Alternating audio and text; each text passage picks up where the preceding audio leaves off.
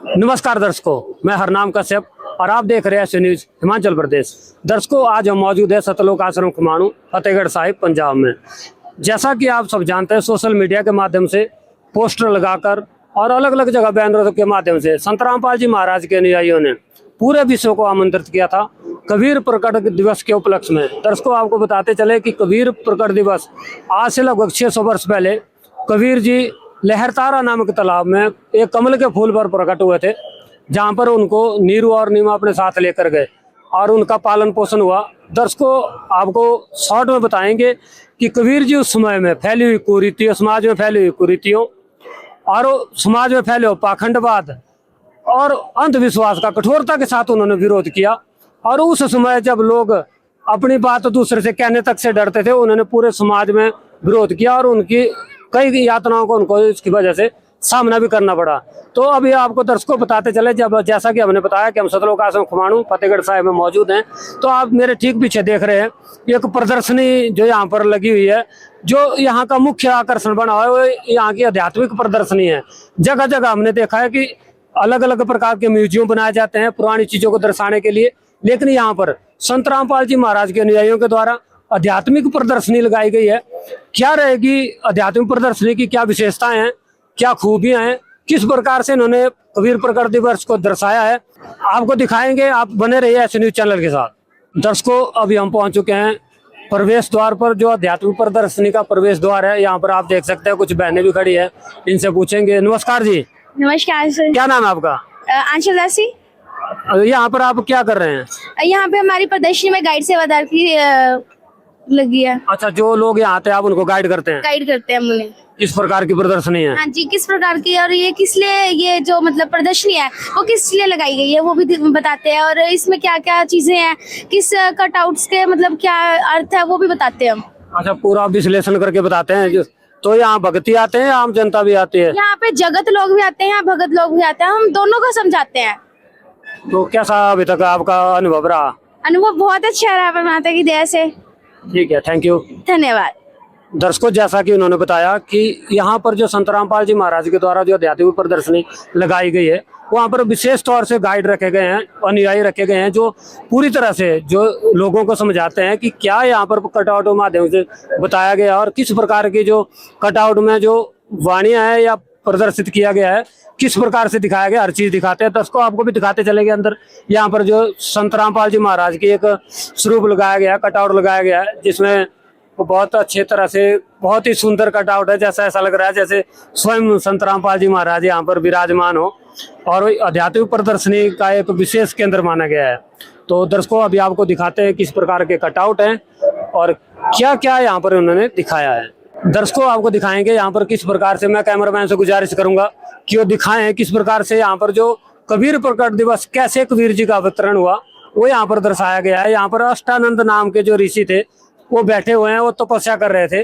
तो दिखाया गया है किस प्रकार से वो ब्रह्म मुहूर्त में तपस्या कर रहे थे।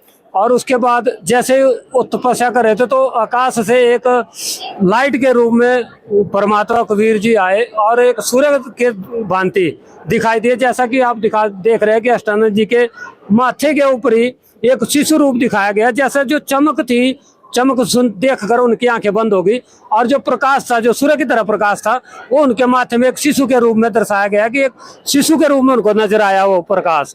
तो उसके बाद दर्शकों आपको दिखाएंगे, आगे भी दिखाते रहेंगे। जिस प्रकार से यहाँ पर दिखाया गया है कि जब वो प्रकाश सिमटा तो एक लहरतारा तालाब के कमल के फूल पर एक कोने पर सिमट गया, जहाँ पर नीरू और नीमा जो स्नान कर रहे थे उनको दिखाई दिया। कबीर परमेश्वर जब कमल के फूल पर प्रकट थे तो उनको दिखाई दिया। और नीरू और नीमा, जब नीमा स्नान करके बाहर आई थी तो उन्होंने बताया था नीरू को कि कमल के फूल पर बालक है। तो उसकी वजह से नीरू जी ने उनको डांटा भी था कि तेरे बच्चे नहीं है, तो इतनी मोह में इतनी अंधी हो गई है कि तेरे को कम इस तालाब में भी बच्चे नजर आ रहे हैं।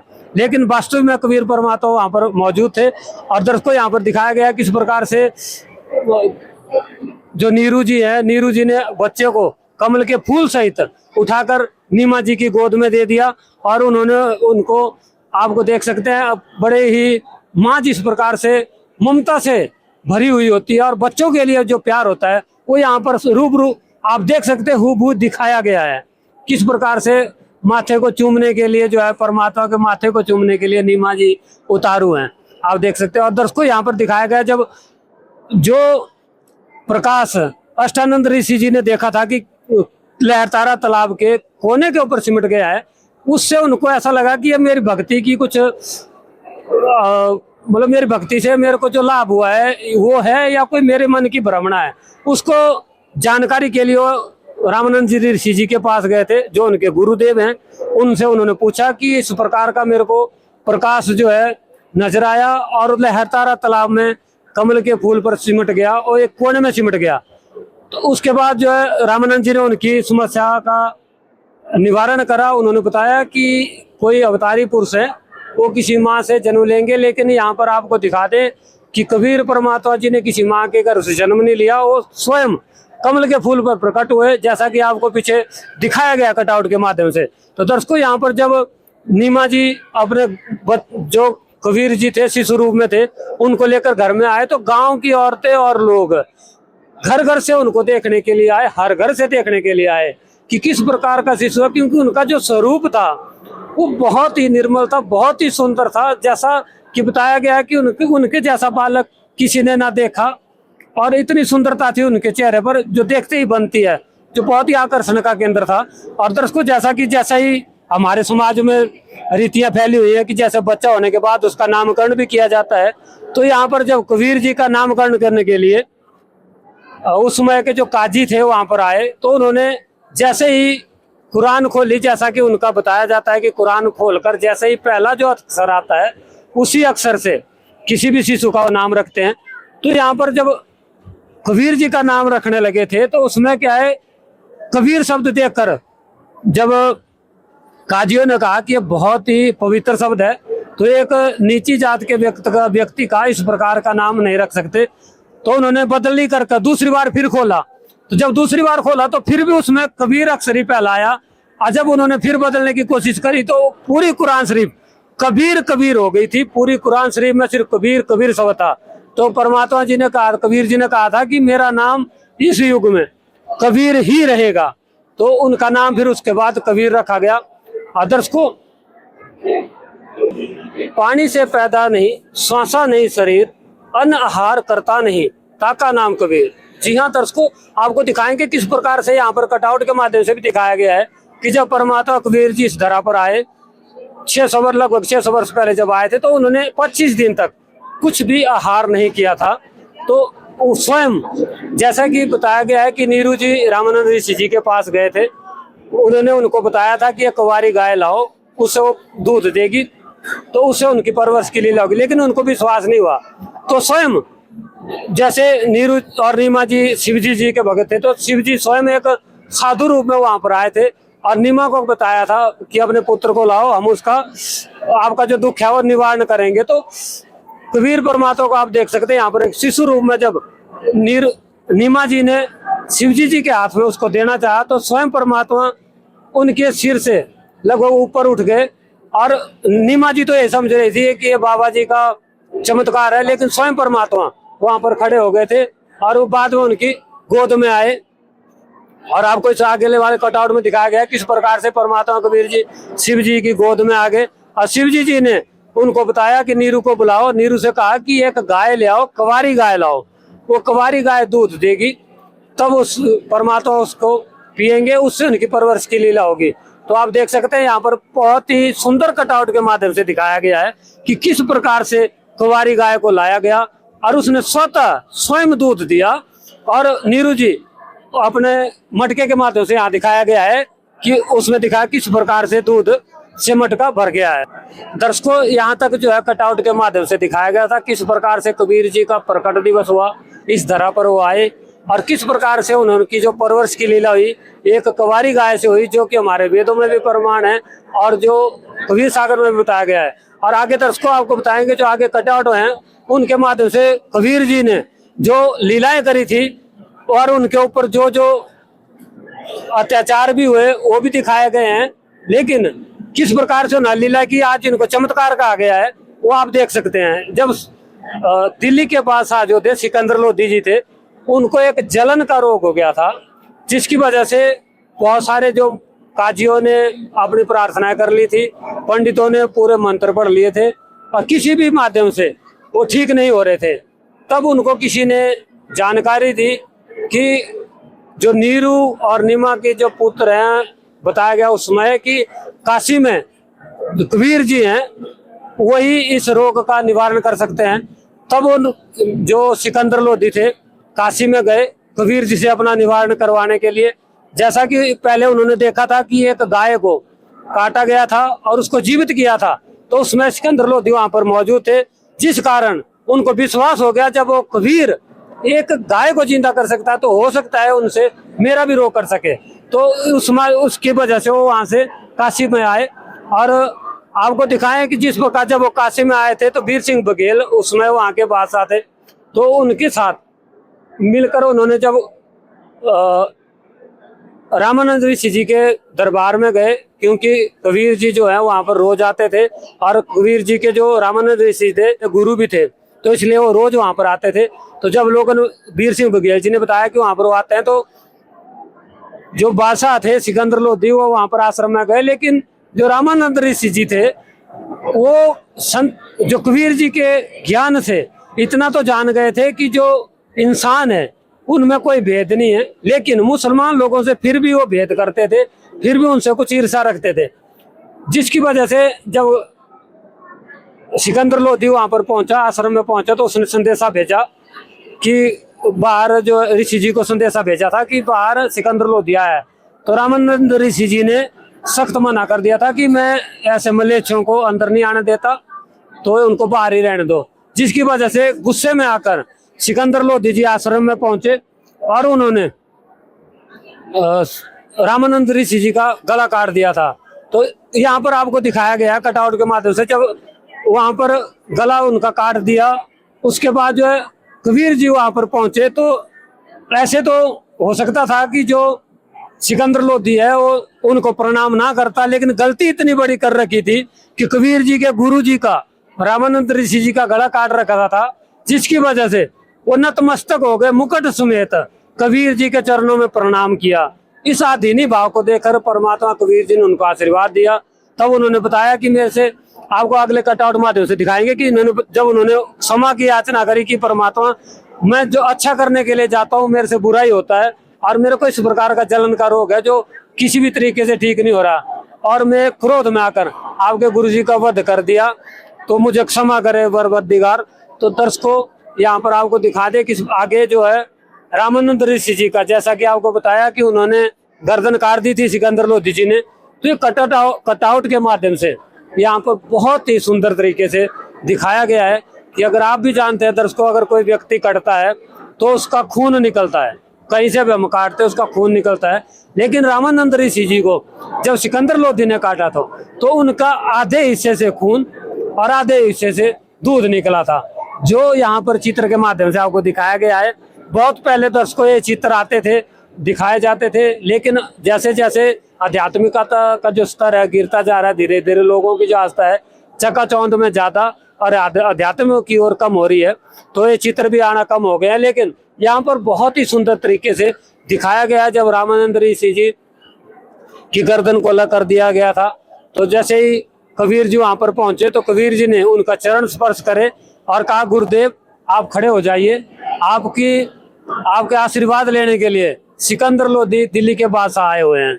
तो जब उनको जीवित कर दिया, कबीर परमात्मा के सिर्फ बोलने मात्र से वो जीवित हुए। और यहाँ पर आप देख सकते हैं कटआउट के माध्यम से, जब वो जीवित हुए तो उन्होंने पूछा था कबीर जी को कि मेरे जब सिर कट गया तो उसके बाद मेरे शरीर से आधा खून आधा दूध क्यों निकला। तो कबीर जी ने उनको बताया कि आप किस प्रकार से सबसे तालमेल रखते थे, लेकिन मुसलमानों से ईर्ष्या करते थे, इसी वजह से आपके अंदर वो था आधा खून और आधा दूध निकला। और उसके बाद उन्होंने जो मुसलमान धर्म के जो लोग थे उनसे भी ईर्ष्या करना छोड़ दी। और यहाँ पर वो दिखाया भी गया है किस प्रकार से सिकंदर लोधी जी को उन्होंने गले से लगा लिया था जब वो जीवित हुए थे। दर्शकों जो प्रदर्शनी आपको देख सकते हैं, जैसा कि हमने बताया था कि आकर्षण का केंद्र बनी हुई है, तो किस प्रकार की भीड़ लगी आप खुद देख सकते हैं। कितनी भीड़ जो है यहाँ पर इस प्रदर्शनी को देखने के लिए उमड़ कर आ रही है। दर्शकों जैसा कि आपको दिखाया, जो सिकंदर लोधी थे दिल्ली के बादशाह, उनका जो जलन का रोग था वो तो ठीक हो गया, लेकिन जो उनके उस समय पीर थे शेख तकी जिनका नाम था, वो कबीर जी से ईर्ष्या करते थे, क्योंकि जो रोग शेख तकी जी से ठीक नहीं हुआ, मुसलमान पीरों से ठीक नहीं हुआ, वो कबीर जी ने ठीक कर दिया, जिसकी वजह से जो सिकंदर लोधी थे वो कबीर जी को अपना गुरु मानने लगे थे। तो दर्शकों उसके बाद जो है उन्होंने अलग अलग प्रकार की चालें चली, शेख तकी जी ने उनको बदनाम करने के लिए अलग अलग साजिशें करी, कबीर जी को बदनाम करने के लिए अलग अलग साजिशें रची, जिसके तहत उन्होंने बताया कि अगर कबीर जी में इतनी ही पावर है, इतने ही वो समझदार है, इतने ही वो मतलब महापुरुष हैं, तो मुर्दे को मैं उनको तब मानूंगा जब वो एक मुर्दे को जिंदा करेंगे। तो दर्शकों यहाँ पर इस कटआउट के माध्यम से दिखाया गया है कि एक बच्चा, कुछ कबीले होते हैं जो बच्चों को या जो मरता है व्यक्ति उसको किसी सैया के ऊपर डालकर पानी में बहा देते हैं।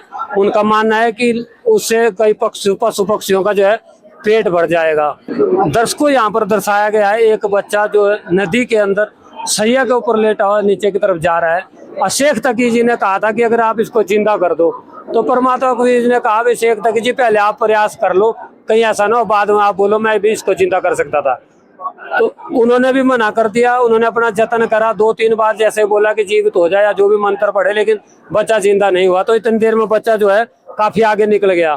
तो कबीर जी को उन्होंने कहा कि ये तो हमें गुमराह करने के लिए बच्चा चला गया मृत्यु से। तो कबीर जी ने वापस अपने आशीर्वाद मात्र से अपने हाथ से सिर्फ वापस बच्चे को ऊपर की तरफ किया, जो स्ट्रीम के माध्यम से जैसे जल जो है उल्टी दिशा की तरफ जो है बच्चे को ऊपर लेकर आया, जैसा कि आपको दिखाया गया। बच्चे को वापस जो है कबीर जी ने आप स्ट्रीम में वापस लेकर आए और उसके बाद बच्चे को जीवित किया। जो यहाँ पर अलग अगले कटआउट में दिखाया गया है किस प्रकार से कबीर जी ने उस बच्चे को जीवित किया, और उस बच्चे का नाम कमाल रखा गया।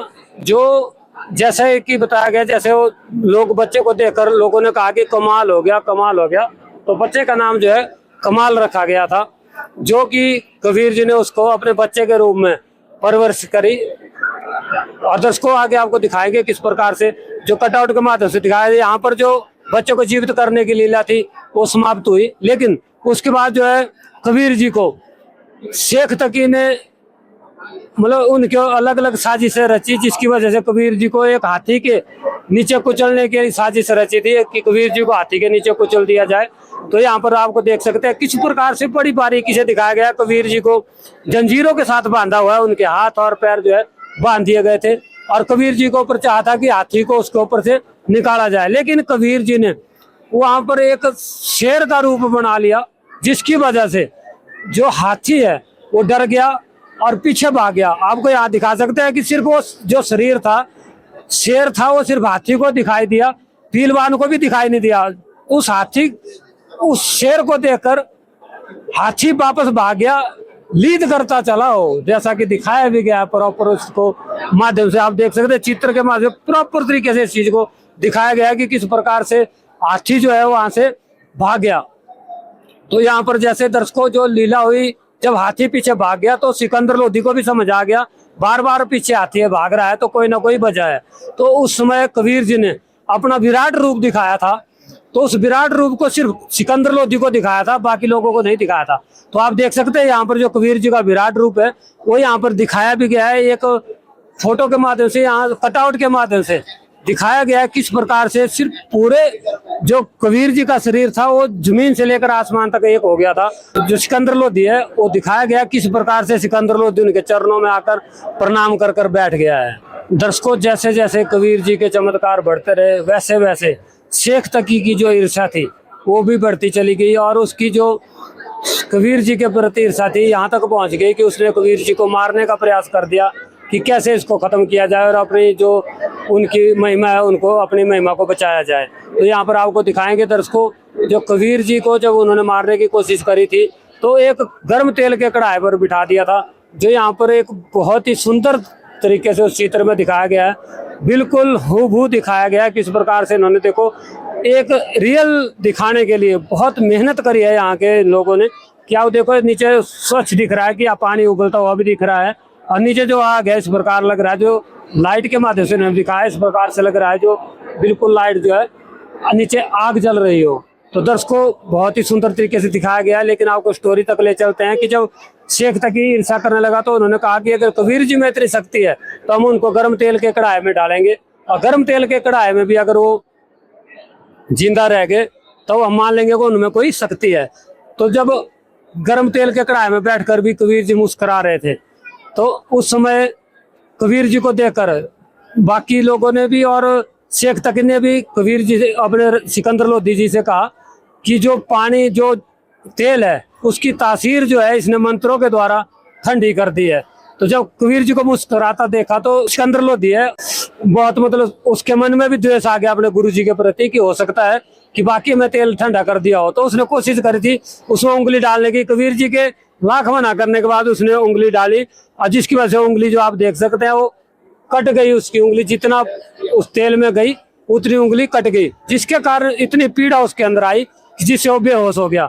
और अगले चित्र में आपको दिखाएंगे किस प्रकार से उन्होंने दर्शाया है कि जो कबीर जी थे उन्होंने उनकी उंगली को, जो सिकंदर लोधी था उसकी उंगली को ठीक कर दिया, और वो जो बेहोश हो चुके थे, और देखिए किस प्रकार से शेख तकी का मुंह खुला का खुला रह गया जब कबीर जी ने सिकंदर लोधी की जो कटी हुई उंगली थी उसको भी ठीक कर दिया, और जो बेहोश हो गए थे उनको भी मतलब होश में लेकर आ गए।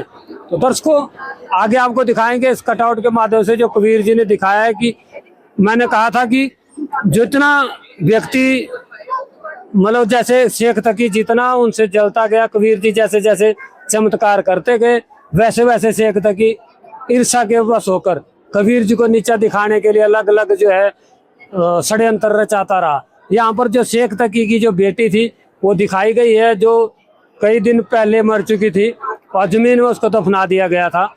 तो शेख तकी ने कहा कि आप अगर मेरी बेटी को जीवित कर दोगे तो मैं आपको खुदा मान लूंगा, उस अल्लाह की जात मान लूंगा। तो कबीर जी ने बुनियादी करवा दी थी पूरे शहर में कि पूरे शहर को बुला लो, बच्चा इतनी तारीख को जीवित किया जाएगा। तो जब पहले कबीर जी ने जैसे ही बच्चे को जीवित करने के लिए बुलाया गया तो शेख तकी को पहले कहा कि शेख तकी प्रयास कर ले अपनी बेटी को जीवित करने का। तो लोगों ने ही जवाब दे दिया था कि अगर शेख तकी में इतनी शक्ति होती कि वो उनको जीवित कर सकते थे, अपनी बेटी को जीवित कर देते तो मरने ही क्यों देते। तो दर्शकों यहाँ पर जो कबीर जी को बताया गया तो कबीर जी ने एक बार कहा कि शेख तकी की बेटी तू खड़ी हो जा, तो जीवित नहीं हुई। दूसरी बार फिर कहा कि शेख तकी की बेटी जीवित हो जा, तो जीवित नहीं हुई। तो आप देख सकते हैं किस प्रकार से शेख तकी इस बस मुग्ध होकर इस प्रकार से हो गया कि अपनी बेटी को जीवित होने का उसको खुशी नहीं हुई, मतलब मरे हुआ था वो, मतलब गम नहीं बना रहा था, उसको जीवित ना होने की खुशी में देखो किस प्रकार से हंस रहा था। तो ईर्ष्या एक ऐसी चीज है जो आग लगा देती है, लोगों को अपने से ही जुदा कर देती है दर्शकों। लेकिन कबीर जी ने बेटी को जब कहा कि ये बेटी कबीर हुक्म से तू जहाँ कहीं भी है इस आत्मा में शरीर में प्रवेश होकर और बाहर आ जा, तो उसी समय जो बेटी थी वो जीवित हो गई। जो शेख तकी की बेटी कई दिनों से मरी हुई थी, कब्र में दफना दी गई थी, वो जीवित हुई। और लोगों ने बहुत शौक से कहा कि कमाल कर दिया, कमाल कर दिया।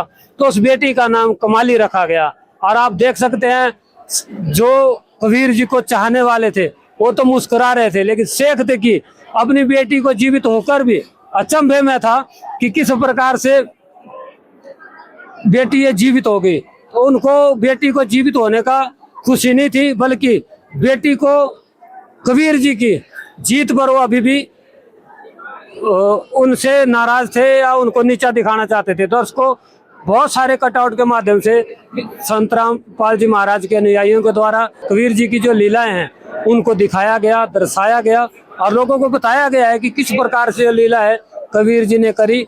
और इतनी लीलाओं करने के बाद भी जहाँ पर आपने देखा कि श्री कृष्ण जी ने सिर्फ एक मोर ध्वज के बेटे ताम्र ध्वज को जीवित कर दिया था, उसी से वो भगवान के लागे। लेकिन कबीर जी को आज भी कोई भगवान मानकर खुश नहीं है, जबकि उन्होंने इतनी लीलाएं करी हैं जो आपको यहाँ पर हमने एक कटआउट के माध्यम से, छोटी सी वीडियो के माध्यम से दिखाई है। तो दर्शकों बहुत सारे लोगों के अलग अलग प्रश्न होते हैं, अलग अलग विचार होते हैं। यहाँ पर आपको दिखाएंगे जो आगे यहाँ पर जो टीवी के माध्यम से संत रामपाल जी महाराज टीवी के माध्यम से अपनी जो धार्मिक पुस्तकें हैं उनमें प्रमाण दिखाते हैं उन्हीं प्रमाणों के लिए लोगों को रूबरू कराने के लिए आगे आपको दिखाएंगे किस प्रकार से सदग्रंथों को रखा गया है और लोगों की जो शंकाएं हैं उनका निवारण भी किया जाता है। तो आप बने रहिए ऐसे न्यूज चैनल के साथ।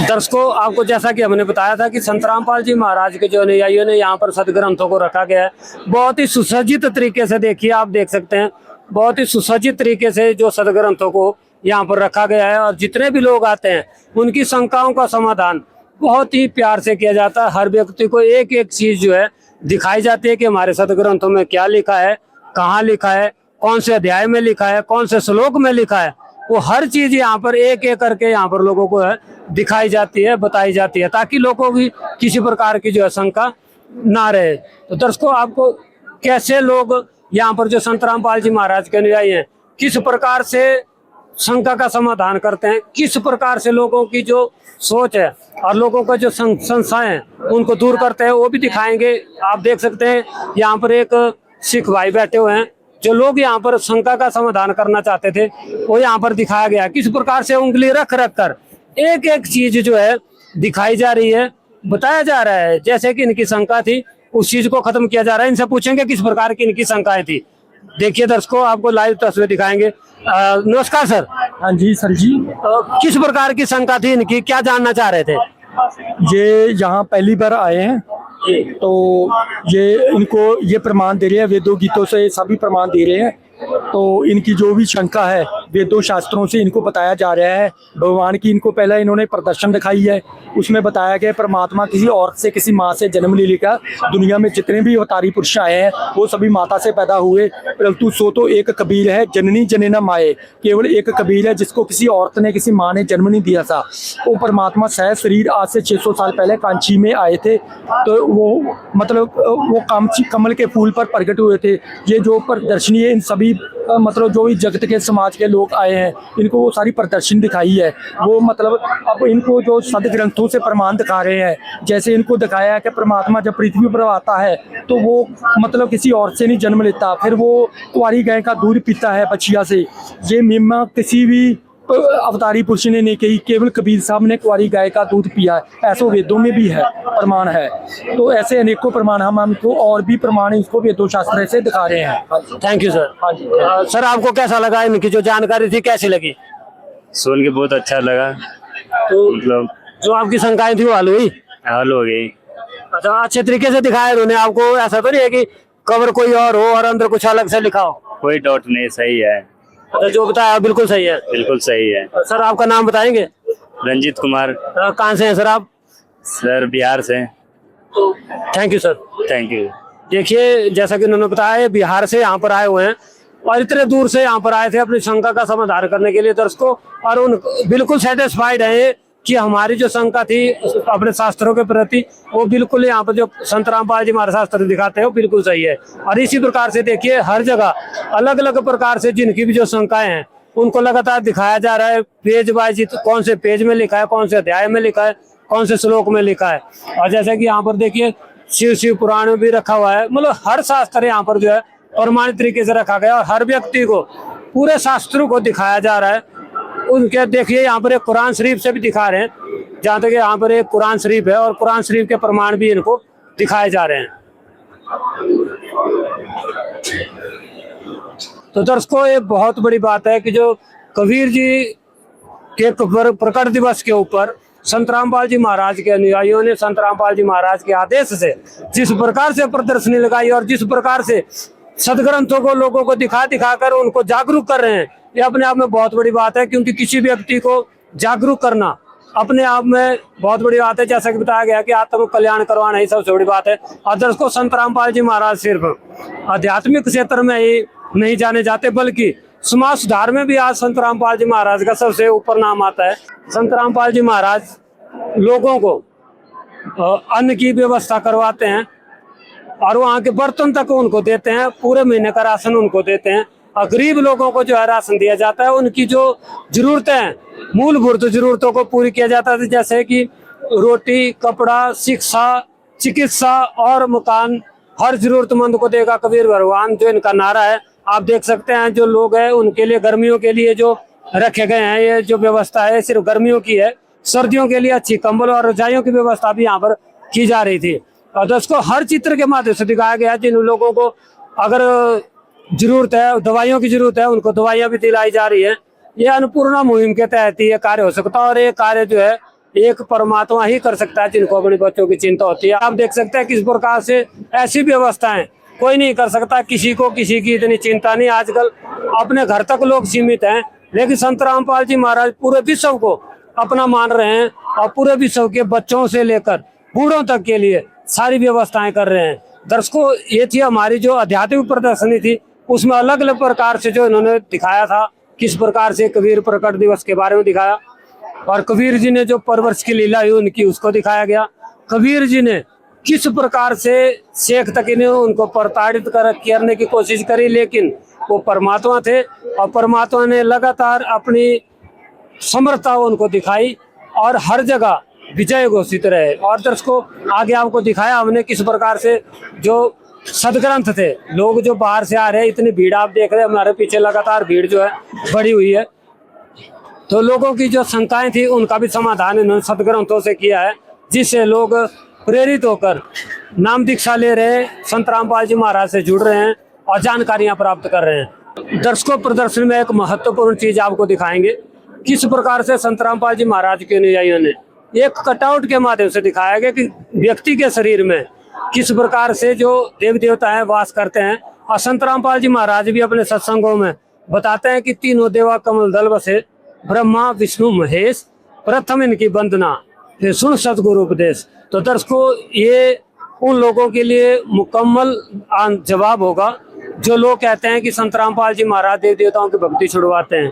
तो मैं तो ये कहूँगा कि इस चित्र के माध्यम से हमें भी जानकारी मिली और जो दर्शक हैं उनको भी देखने को मिला कि संत रामपाल जी महाराज भक्ति को छुड़वाते नहीं है, बल्कि शास्त्रों के अनुसार किस प्रकार उनकी भक्ति की जाती है वो बताते हैं। दर्शकों जैसा कि हमने आपको दिखाया किस प्रकार के संत रामपाल जी महाराज के अनुयायी लोगों को अपने सदग्रंथ दिखा कर रूबरू करा रहे कि हमारे ग्रंथों में क्या लिखा है। तो दर्शकों हमारे बीच एक संत रामपाल जी महाराज के अनुयायी जुड़ चुके हैं, इनसे जानेंगे किस प्रकार के लोगों के प्रश्न होते हैं, क्या लोग जानना चाहते हैं अपने सदग्रंथों के बीच से। तो मिलते हैं इनसे, जानते हैं इनसे। नमस्कार जी। ससाई जी। सर आपका नाम क्या है? मेरा नाम पृथ्वीदास है जी। मैं हिमाचल प्रदेश के हमीरपुर जिला के जाहू क्षेत्र का रहने वाला हूँ। वहाँ से यहाँ संत रामपाल जी महाराज की इस प्रदर्शनी में सेवा करने के लिए आया हूँ। सर जो श्रद्धालु यहाँ पर आते हैं, बहुत सारे लोग यहाँ आते होंगे, तो किस प्रकार के प्रश्न पूछते हैं आपसे, क्या जानना चाहते हैं अपने ग्रंथों के बारे में? देखें जी, मैं इसका आपको सीधा सा और स्पष्ट जवाब दूंगा। यहाँ जितने भी श्रद्धालु आते हैं वो परमात्मा की प्रेरणा से प्रेरित होकर यहाँ पहुँचते हैं और परमात्मा ने जो प्रदर्शनी लगाई है इन्हें समझाने के लिए, जिसको प्रैक्टिकल रूप दिया गया है, इसको समझाने के लिए हमें सेवा दे रखी है। यहाँ पर जितने भी श्रद्धालु आते हैं, मेरा अनुभव उसमें ये रहा कि जो जिस भी धर्म के अनुयायी हैं, वास्तव में भी लोग इस समाज में इतने गर्त में जा चुके हैं कि उन्हें अपने धर्म ग्रंथों का ज्ञान ही नहीं है। अगर हिंदू हैं तो ना उन्हें वेदों का ज्ञान है, ना गीता जी का ज्ञान है। अगर सिख हैं तो उन्हें ना गुरु ग्रंथ साहिब जी का ज्ञान है। अगर मुस्लिम है तो ना उन्हें कुरान जी का ज्ञान है। अगर वो क्रिश्चियन है तो उन्हें बाइबल का ज्ञान तक नहीं है। जबकि संत रामपाल जी महाराज जी हैं, वो इन सब धर्म ग्रंथों के, इन पवित्र धर्म ग्रंथों के ज्ञान को खोल खोल करके है हम सब तुच्छ जीवों के लिए ज्ञान का मार्गदर्शन कर रहे हैं कि बच्चों आप यहाँ के निवासी नहीं हैं, आप सतलोक के निवासी हैं। और जो ज्ञान आपको दिया जा रहा है वो आपके धर्म ग्रंथों के माध्यम से परमात्मा ने पहले ही भेज रखा है। आप सब उस ज्ञान को पढ़ो, समझो और उस ज्ञान के साथ जो अपने जीवन को चलाओ और मोक्ष प्राप्त करो। जैसा कि सर आपने बताया कि बहुत सारे श्रद्धालु यहाँ पर आते हैं और लोगों को अपने ग्रंथों के बारे में ही जानकारी नहीं है, तो आप उनको कैसे सेटिस्फाई करते हैं? हम जी उन्हें सेटिस्फाई ऐसे करते हैं, यहाँ पर हम उनको जो जिस धर्म का अनुयायी है उसके धर्म के अनुसार जो पवित्र ग्रंथ यहाँ पर रखे हुए हैं वहाँ से प्रमाण दे करके उन ग्रंथों के अनुसार उस सत्य ज्ञान को हम उन्हें समझाते हैं। और उस सत्य ज्ञान को फिर वो समझते हैं तो वो अचंभित हो जाते हैं कि हमारे धर्म ग्रंथों में क्या लिखा है और हमें परोसा किया जा रहा है। और इसी ज्ञान से प्रभावित होकर के वे वो फिर यहाँ पर संत रामपाल जी महाराज के द्वारा जो नाम दीक्षा केंद्र स्थापित किए गए हैं उसमें से नाम उपदेश लेकर के जो है अपनी झोली भर करके अपने घरों को वापस जाते हैं। तो आपकी जो बातें हैं उनसे तो मतलब जो जितने भी धर्म गुरु हैं या हमारे जितने भी धर्म हैं उसकी जो पद्धति है, भक्ति विधि है, उसके ऊपर एक प्रश्न चिन्ह जो है खड़ा हो रहा है कि लोगों को जब अपने धर्म ग्रंथों के बारे में जानकारी है तो इसका मतलब क्या है कि जितने भी धर्मगुरु हैं वो अपने शिष्यों को, अपने अनुयायियों को क्या अपने ग्रंथों के बारे में नहीं दिखाते, फिर वो कैसे ज्ञान देते होंगे? देखिए जी, आपका ज्ञान बिल्कुल वाजिब है। आपने जो प्रश्न किया है बहुत ही बढ़िया है। देखिए, जितने भी धर्मगुरु हैं, वास्तव में अगर मैं सच्चाई को कहूँगा तो उन धर्मगुरुओं के पास भी रोटी धंधे के अलावा कोई ज्ञान नहीं है। वो केवल रोटी दास बन करके जो है ना, वो परमात्मा का अधूरा ज्ञान बांट रहे हैं। अगर उनके पास ज्ञान होता तो शायद आज ये अलग अलग भिन्न भिन्न मतांतरों में फंसे हुए जीव जो है अपना जीवन बर्बाद नहीं करते, क्योंकि वे केवल हम जो ज्ञान देते हैं, जैसे प्रेमानंद जी महाराज है, वो राधे राधे बोलते हैं। राधे राधे का गीता जी में, वेदों में कोई प्रमाण नहीं की है, कोई मंत्र है या और धर्म गुरु है। जैसे मैं एक राधा स्वामी मत की बात करूं तो वहां पर वो 5 मंत्र देते हैं और उन संतों की वाणियां लेते हैं जो संत परमात्मा से मिल चुके हैं, जिन्होंने परमात्मा जी को साबित किया है कि कबीर साहब खुद भगवान है। उन्होंने वाणियों के माध्यम से धर्म ग्रंथों में लिखा है, लेकिन उनकी वाणियों को लेने के उपरांत भी उनको ये पता नहीं है कि कबीर साहब परमेश्वर है। इसी प्रकार गीता जी में स्पष्ट लिखा है कि कबीर साहब भगवान है, लेकिन गीता जी को पढ़ने वाले फिर भी ये नहीं जान सके कि वो परमेश्वर कौन है।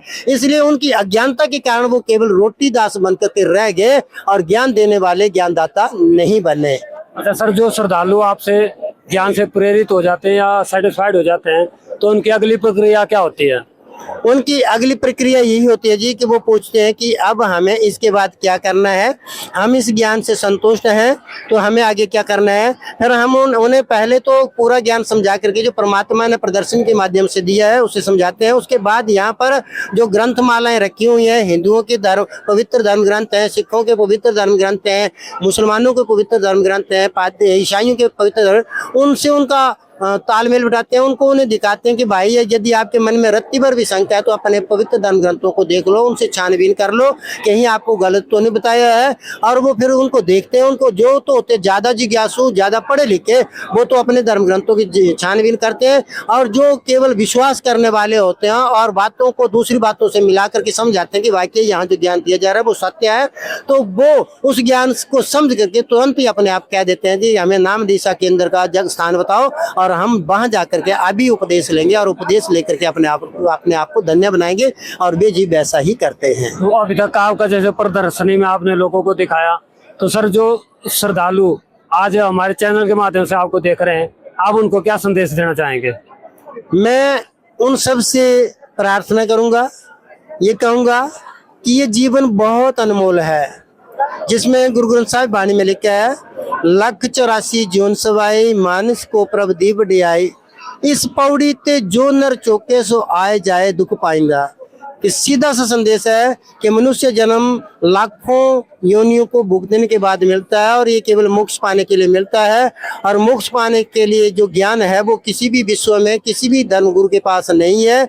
जो शास्त्रों में प्रमाणित है, चारों धर्मों के जो ग्रंथ है सब में प्रमाणित है, उसको कोई भी विश्व में संत रामपाल जी महाराज की सेवा देने में असमर्थ है, क्योंकि परमात्मा खुद गुरु बन करके आते हैं और परमात्मा अपने विषय में अपने ही किसी झलक के माध्यम से अपना ज्ञान देते हैं, जिसे संत रामपाल जी महाराज जी के स्वरूप में कबीर परमात्मा यहाँ पर इस धरती पर इस ज्ञान को बांट रहे हैं, दे रहे हैं और सब जीवों का कल्याण कर रहे हैं। तो मैं सबसे प्रार्थना करूंगा कि सच्चे ज्ञान को परखो, सच्चे ज्ञान के साथ चलो और अपने जीवन का उद्धार करो, मोक्ष प्राप्त करो। यहाँ संत रामपाल जी महाराज जी की शरण में आओ और इनसे नाम दीक्षा लेकर के अपने इस अनमोल जीवन का, अपने अनमोल आत्मा का कल्याण करवाएं। Thank you sir. दर्शकों, ये थी आज की हमारी खास रिपोर्ट, जिसमें हमने आपको दिखाया किस प्रकार से संत रामपाल जी महाराज के अनुयायियों ने कबीर जी के प्रकट दिवस से लेकर उनकी जो लीलाएं हैं उनको भी दर्शाया, और किस प्रकार से बाहर से आने वाले श्रद्धालुओं को अपने सदग्रंथों से रूबरू कराया जाता है कि परमात्मा कौन है, कैसा है, किसने देखा है, कैसे उनको पाया जाता है, उनकी जानकारी दी। तो ऐसी आध्यात्मिक जानकारियों के लिए आप बने रहिए ऐसे न्यूज चैनल के साथ, और ऐसे न्यूज चैनल आपको दिखाता है सच जो आप जानना चाहते हैं। Thank you.